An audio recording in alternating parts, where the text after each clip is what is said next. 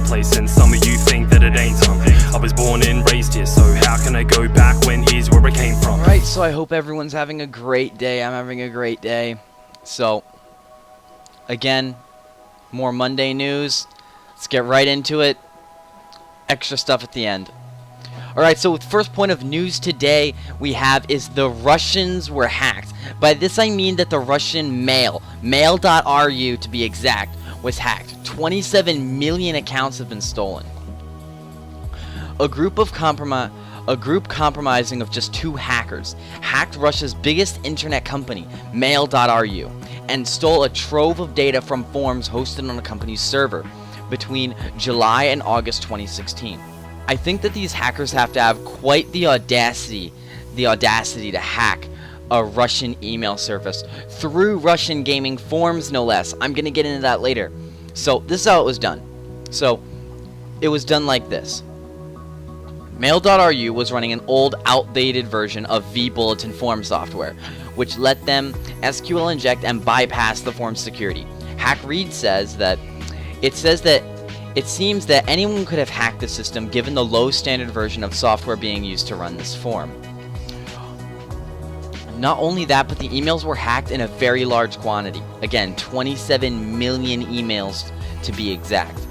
And most of them did not even have a secure password. On screen now, with these quotes and things, I'm going to have a list of the passwords and how often they were used. And this is just so sad that Russians, okay, a country that likes to think that they're very dominant in things, are literally not even choosing a secure password, especially for gaming websites. This is almost sad and pitiful, to say the least. Nevertheless, next topic. So this isn't really hacker related, but I thought this was really cool, and it's probably going to end up being in next week's, because someone will have messed with this. So there's new tech which allows a contact lens to monitor blood sugar levels and send an alert to your smartphone. I thought that was really cool. But next hacker news. Alright, so this one's about the Opera browser sync service got hacked. Users' data and saved passwords have been compromised. So they have 350 million, Opera, the browser, has over 350 million users across a range of products. Roughly 1.7 million of them use the sync service. And so Opera Software reported a security breach late last night. This is of August the 27th. Opera Software reported a security breach late last night, which affects all users of the sync feature of its web browser, which is basically a Chrome extension. What this means is that if you have been using their sync service that allows you to use Opera Browser Sync to sync your browsing history, you may have hacked your passwords, login names, and other sensitive data. This is detrimental to the company, and I honestly don't know how they're going to recover from this. The hack is estimated at 1.7 million accounts stolen. With that, I'm going to give a few comments. A few of my comments are, first of all, 1.7 million out of 350 million people isn't a lot, but it's the fact that it happened. Like, the hackers aren't going to be able to reasonably infiltrate 1.7 million accounts by the time that they found this out. This obviously was found out pretty quickly when, you know, all these accounts started getting tampered with and things. So I hope that they can get their accounts back, but this is obviously going to affect hundreds of thousands of users, and it's going to affect them drastically, especially if they pay for like a large, like an expensive service. So I hope the best of them. Hopefully they can recover from this. It shouldn't cost them a lot, but it will, most likely. This was brought by the HackRead. Or no, this is the Hacker News. My apologies. Alright, so let's move on now. Number 4, we have Anonymous. I do not usually talk about these guys much because, I don't know, they just don't do as much, and I don't find them as technologically interesting. But anyway, they hacked my apologies for this pronunciation, a Deutsche Bank. They did this against the Aachen repression. So an ANO activist was, so basically what happened is that an ANO activist was arrested in Deutschland, in Dutch, Sorry, I'm very bad at pronouncing words from other languages. So to combat this, the group hacked the police department and leaked documents seen on screen. And basically, so the story behind this is that an anonymous activist was arrested for putting a banner along the side of a highway. I'll put a picture up on screen now, actually, of it. You can see on screen, that is the it's written in German. I don't know what that says, but that's the banner that she put on the bridge, and this is what that was what she was arrested for. And she was arrested in July 2015. Lisa Astaku, anonymous anarchist, was arrested at passport control at the Greek-Bulgarian border. The Europe-wide arrest warrant against her had been issued by the Protection of the Aachen, Germany, on the 24th of June in 2015. In Germany, she got locked up under U-Haft administration Cologne because of her alleged involvement with the armed bank robbery that had taken place 2 years earlier. So if you don't know why this happened, basically she set up a banner that in English says, "Burn all prisons, freedom for our Spanish comrade." I don't know what this is about exactly. I didn't look into what the problem in Germany right now is, but there must be some kind of an immigration problem, and she's fighting for that, and Anonymous are helping her now. But they hacked the Turkish National Police servers and leaked a trove of data. What was in this data is, I can link the paste file. I think I can link this, but it's a Tor browser. Stolen from the dill.d's servers. Upon scanning the data, they found it to be legit and never leaked online before. The leaked data includes email addresses of more than 900 registered users, telephone numbers, mobile phone numbers, fax numbers, full names, companies' names, zip codes, and street addresses. This is a huge problem. Anyone that ever had a problem with the police now has their address and any kind of information that they would ever need to get one. This is a problem. Do I agree with this? Not sure.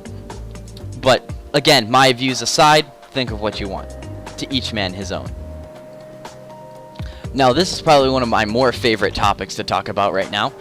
But the FBI owned megaupload.org servers up for porn ads and sex ads. This happened a long time ago. They claimed the domains of this site for the ads that they had. They were deemed malicious, and there was an investigation.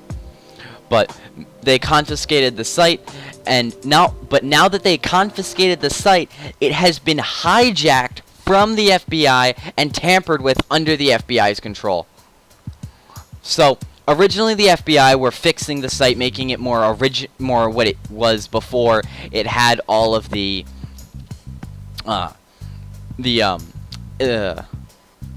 exploited ads, the virus, the cookies, all the stuff that was malicious, and they were looking into it. The FBI used the domain. They changed the domain when they confiscated it as cur.fu or curfu.net as the name server, but the way it was hijacked was it was redirected from the traffic sites they had seized, and then the Bureau apparently forgot to renew the domain and allowing someone else to purchase it. So someone actually purchased that domain right out from under them, and they can legally do nothing about it. They got a website that the FBI were working on confiscated. This is insane, because if there was anything remotely linking to the FBI, like I'm talking an IP, a web address, anything, the FBI could be hacked within the next few weeks. So keep an eye out for that in my Hacker News. I will keep you guys updated every single Monday and see if it happens. But I'm just saying, these are my predictions as a security tech. Once again, we got the next bit of news, but RIP Android users one more time. So SpyNote Rat, some of you may know about this because it's pretty huge, but SpyNote Rat was found leaked on a darknet forum.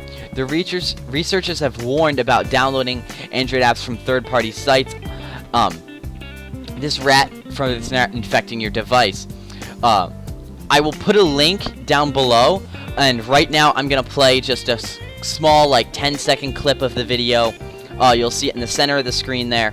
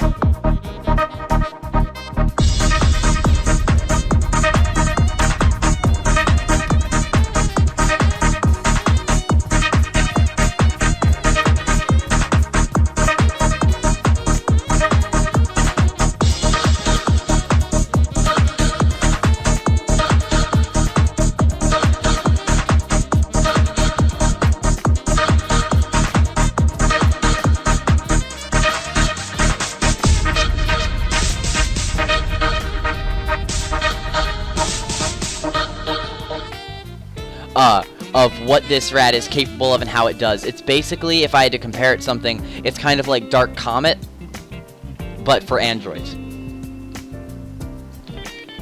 Alright, video over. So, here's the information. The SpyNote rat was leaked on a darknet forum. The researchers warned people about downloading Android apps from a third-party site to avoid this rat infecting your device. According to HackRead, hackers make malware every 17 seconds. This is just one of them. Currently, SpyNote is not present in the Google Play Store as of this date, but that does not mean that it won't. The Play Store the best advice anyone can give you is to keep your Android and devices up to date with the latest OS version quickly, because this will eventually bounce in to the Google Play Store. It is not there yet, but it will be as soon as someone makes an app that is worthy of it, and I guarantee you at some point, somehow, it's going to make it into the Google Play Store, regardless of whether or not they try to fix it, or it's just going to bounce off their dorking system, and it's going to get in. So just watch what you download. That's all I have to say. Next topic. So this one's going to be short because I don't want to start anything. I also don't want to get sued. I don't think anyone would sue me though, but it's just a precaution. Basically, Dropbox resetting all user passwords. If you own a Dropbox, you probably already noticed this, but they're resetting user passwords, but says that no breach has occurred. Basically, they're resetting all the passwords, but they're not saying a breach has occurred. Why are they resetting passwords then? I don't understand. Wait, not my business though. If they don't want to reset their passwords, that's them. You know, each man to their own. I don't know, maybe they just think that a breach might be happening soon, or someone started a breach or something like that, and they want to change everything, or they think they have a corrupt employee. Who knows? Just saying. They most likely got a breach, and if they don't tell us about it, they're breaking federal laws. But anyway, who am I? I'm just saying. Giving you the facts. Actually, restart that. I'm going to say that in full name.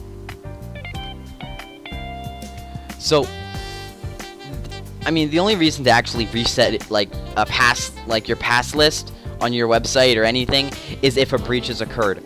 Or maybe they have a corrupt employee. I don't know. But I'm just saying, if they did get a breach and they are not telling us, they are breaking federal laws.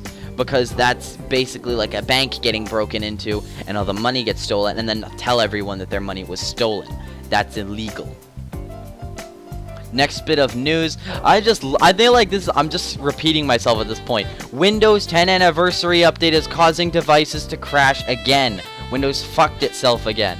You know, I mean, first, your webcam crashed with Windows 10 at the anniversary update. Then they thought they fixed it and came out with this update, and this update crashes your Kindle Fire if you connect it to your computer. Don't connect it to your computer, it'll crash your Kindle Fire, and then that's just a hassle to get uncrashed and all that, and I just said uncrashed. Uncrashed. Guys, I'm intelligent. I swear. But to fix it, and it's just not worth it, don't plug it in, so you know. Windows 10 is just really messing up their updates. I mean, Microsoft, what the hell are you doing, Microsoft? What are you doing? Well, next news, because now we're getting into the bread and butter. Alright, so the bread and butter of this episode. A kid DDoSes an Austrian bank and walks free. So this... I'm just kidding. So now this is the actual bread and butter. And this is 350,000 American dollars were stolen from Bangkok's government. How did they do this? Well, it's quite simple, actually. They exploited the ATMs. Because, and this is probably, people are linking this to a couple of months ago. If you actually remember, I did a Hacker News episode on this. It wasn't a month, it was a little less ago, but 1.4 billion yen, as other than $13 million, was stolen from 1,400 ATMs in 2.5 hours. They fled the country of Japan. Yen is Japanese currency, and now they believe that they're in Bangkok, and they're hacking ATMs again and stole 12.29 million baht, which is equivalent to 350,000 US dollars. They are also saying that this could be used, this is HackRead that is saying, this could be used to steal hundreds of millions of dollars from US and global banks via the malware that's uploaded to the ATM. The ATM machines are so advanced that it could not be detected for quite some time. During the hacking campaign, the hackers gradually withdrew 40,000 baht, which is equivalent to roughly $1,100 every time the ATMs were targeted. Which, if you think about that, that's a lot of ATMs, and you could just keep coming back to this ATM, people thinking you're just refilling your money, that you're rich as fuck. But they were targeted in Phuket, Suranthani, Petru Buri, Shumporn, and Puttagrab, Kanja, Khan, Thailand. The other 5 were located in Bangkok's vibrant against Sakavist areas. By the way, I know I'm butchering these names. I'm sorry. I'm terrible at pronouncing names from other countries. I'm going to have them on screen so that if you do know how to pronounce them, you know what I'm talking about. But these hackers, I don't know what to say. This is extreme.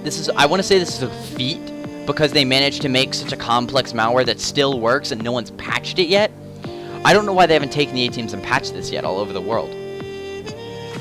But after learning about these threats, the banks are suspending their ATMs, which is a good thing, for an indefinite period of time. This must be noted that the banks have over 4,000 ATMs in Bangkok, which are manufactured by a company based in Scotland. Furthermore, 16 other machines apart from the previous detected 21 ATMs were identified to be infected with the same malware, but no money was confirmed stolen. So, again, now people are saying that they think that they were caught, but there's no evidence that these are the exact people. But the police did bust hackers who stole $15 million from 24 countries. I'm just not going to read this whole thing because it's almost a whole nother story in its own, but I'm going to read you the quote. The GSB wants to inform the public and customers about the reason behind the closing of some ATMs machines to prevent more damage to the bank. This theft is not related to customers' accounts and money. This is affecting the banks directly. Just so you know, no one is stealing your civilian money. This is all being directly taken from the banks, which is a huge problem because already it's difficult to get a loan, especially if you have bad credit, or if you don't want to get a credit card because you don't think that you don't want to spend money you don't have type of thing. I know a lot of people do that. So to get a car loan, it's going to be even more difficult in countries that it's already difficult to make ends meet. And this is a truly bad thing. The worst thing is a thief. They never worked for it, but you got to give them some credit. They did create this malware that is highly advanced, but maybe they would have made more if they would have, used it for better use. But to note one more thing, Thailand and all those countries have had over 10,000 operating ATMs, which out of 4,000 belong to GSB, the company in question. That is, the ATMs were compromised. But This is not done through a skimmer, by the way. This is, again, malware uploaded to the ATM. There is not much left to cover. I really feel bad for GSB. They are probably cracking their heads against the wall because this is most likely going to end up being 100% their fault because the ATMs were designed by them, and out of 10,000, only their 4,000 were being tampered with. So there's something a little wrong there, but I feel bad for these countries. All of their money is being taken by these people that are fleeing, probably as I'm speaking, creating this video right now, attempting to flee the country if they have not already. But it's definitely a tragedy. But Hackreed is responsible for this. Alright, moving on to the next part of the video now. So, I said that I was going to tell you guys a cyber story every end of one of these. And I don't know how many of you guys actually watch these. If you guys actually watch this end part where I tell my cyber story, tell me down below. I want you guys to know if this is a good idea or if I should come up with something else. Like, I don't know, on screen have some kind of an ARG, which, like, makes you think like a hacker so you could be a better cybersecurity engineer or whatever. But I could do that. That would be fun for me and you. But so I want to have one other thing. How do you guys like the graphics? I worked on the thumbnail and the back screen. There's that custom back screen. The reason it was on there so long and no other images is because I spent about 4 hours creating that, because I had several designs that I liked and didn't like at the same time, and it was they were all different, but I like this one the best. So thanks to the YouTube Discord. They were the ones that helped me with the GFX that I made for that, so that's a good thing. Yeah, but that's not all.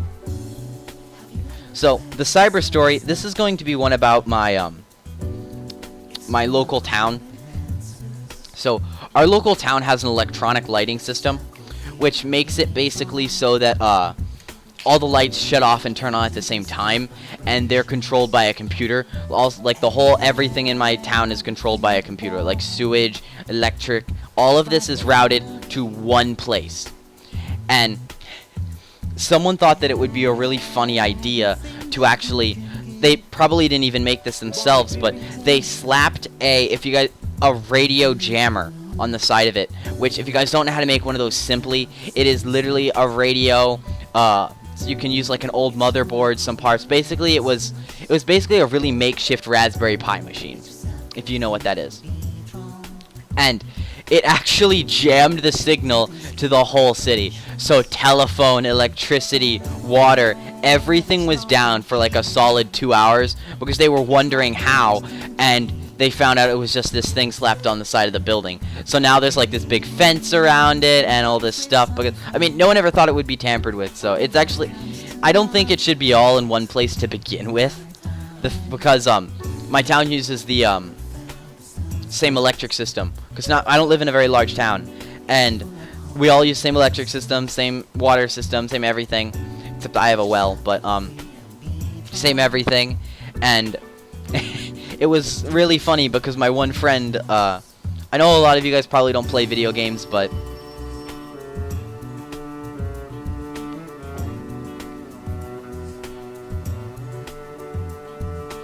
sorry about the phone.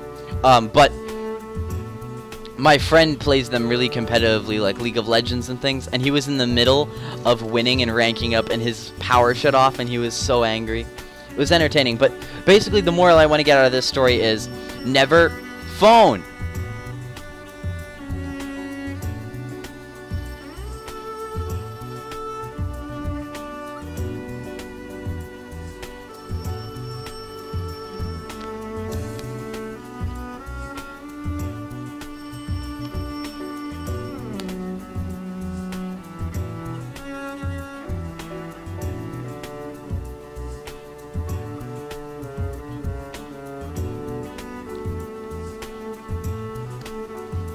Sorry. Same guy again. The moral I want everyone to take out of this is something that I can relate, that you can relate to your own cybersecurity. You should never put all your eggs in one basket, if you've ever heard that before. Never put all your whole administration menu, especially if you have the ability to build it yourself. Never put all of the tools in one spot, because if, like pass list, never give the pass list the ability to change itself. I know a website that I pen tested a while back. The pass list had the ability to change itself, and if they ever got hacked, someone could literally change the names of all the usernames and all the passwords with literally 2 commands, and that was just, like, that couldn't, I'm talking the admin, like the admin accounts, the FTP accounts, everything could have been changed with 2 commands, and that's insane. But anything other than the administration system, even if it's possible to have a vulnerability, don't put all of your eggs there, because most of these companies that get breached, they're only breached in one area because they have very high cybersecurity techs working with them. Because if one of these things gets breached and it's connected to all of them, that's basically like someone breaking through every wall in your house, and it's a very vulnerable thing, and it's almost incessively, or it's severely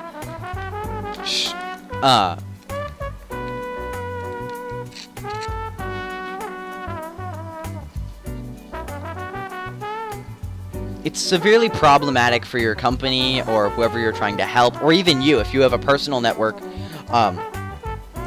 Like, I used to run a gaming community, and this was before I was in any kind of cybersecurity, but I did code at this time, and I thought that the best way to do everything and the easiest way to code it was just to code it all together, but I was actually hacked, and my whole community was destroyed. I had a very strong community, though. There was a good 1,000 of us. It was very strong, everyone was active, everyone knew each other, but I did not have that 1,000 members come back, because it was an effort to come back, because not only did they have to wait, but they also had to almost kind of wait for the old features to be at it. The community did not survive the attack, and it crumbled, which is a very sad thing, but that's a story for next week about how all that happened. But hopefully I can build a new community here on YouTube with you guys. I'd love that. If I ever get enough people that watch this Hacker News series and would like a community, I would gladly build one. Forum, Discord, TeamSpeak, whatever it needed. I would love that. That would be great. But that's going to conclude my day here. I hope you guys enjoyed this episode. It's a little bit longer. Some of you guys I think some of you guys want these longer. A few people told me that, so I hope you guys enjoyed this. Not as jam-packed as some, but not as much happened this week, so, well, I hope you guys all have enjoyed. Stay safe. This has been your host, Casper. I'm going to leave you till next week.